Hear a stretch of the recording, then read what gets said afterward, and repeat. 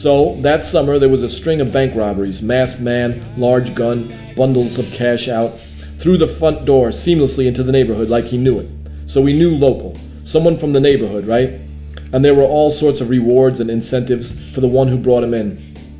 The Bronx bank burglar, the papers were calling him, in a show of utter lack of imagination and alliterative madness. Our sergeant was promising promotion for the collar. He was a big Italian guy, and he didn't trust the mix to bring in one of their own, so he was promising promotion and pay raise and part ownership in the Yankees. You could own Joe DiMaggio if you brought this guy in. So they set up the sting, right? Put it out on the street that a big payday was coming through in the bank up on Broadway. Old, what's it's called? The new name or the old one? Because I'm not sure that I know the old one. And brought in cops from all over the city to encircle and stake out and watch 24/7, and sent all the local Mick cops on these BS assignments to these tiny banks away from the action because they didn't trust us to bring in one of our own and wanted us distracted. So this clever wise guy wasn't biting, left them sitting there for days. So me and your dad were assigned to Little Bronx Bank on 239th Street, Uncle Dennis continued, which normally had $1.50 in quarters, at best. And what do you know, but out runs your man, sweet as you please, balaclava on bean, bundles and bundles of cash in hand, and the Bronx Bank never so flush, or flushed. Your daddy dearest is off and running before I could even put the sirens on. He's on foot, I'm driving, and he's still out ahead of me. And now your man hears the siren and sees your father with a full head of steam and a drawn nightstick, and he doubles his pace. And they both duck around the corner up by Gaelic Park, and that's me out of the picture. The cruiser can't go down that alley, and I'm never catching Jesse Owens and your man Eamon Coughlin, and never you mind calling backup. It was a neighborhood problem. Then let the neighborhood deal with it. I never had any fear for your father. From what I heard, he never had any fear for himself, and that's why he was killed, Dunphy said, baiting the old man. Ah, well, there's some truth to that, son, but judge him not in hindsight, for any one of us could have met his fate. Bullets don't know names or fear, lack of fear. They know only death. Anyway, though, that's not here or there to the tale at hand.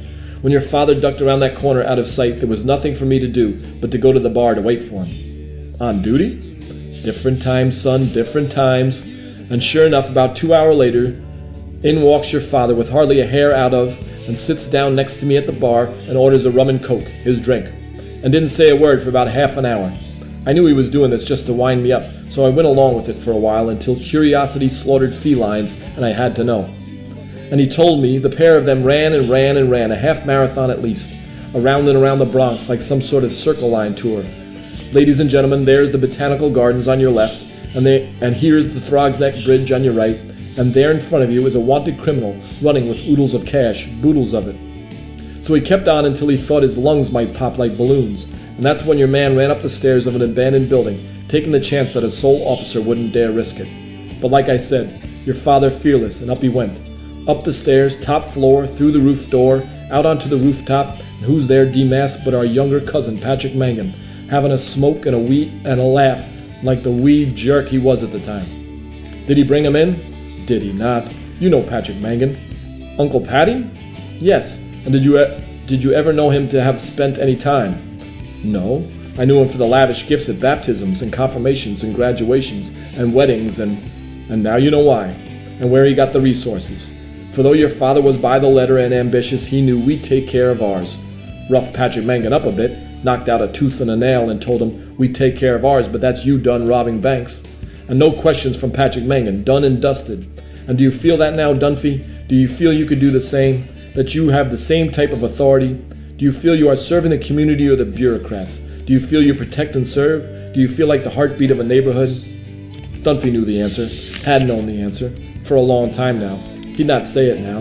He'd not badmouth those paying him. And surely this little lesson would make him want to retire. Please, God. He couldn't hang on after hearing this one, could he now?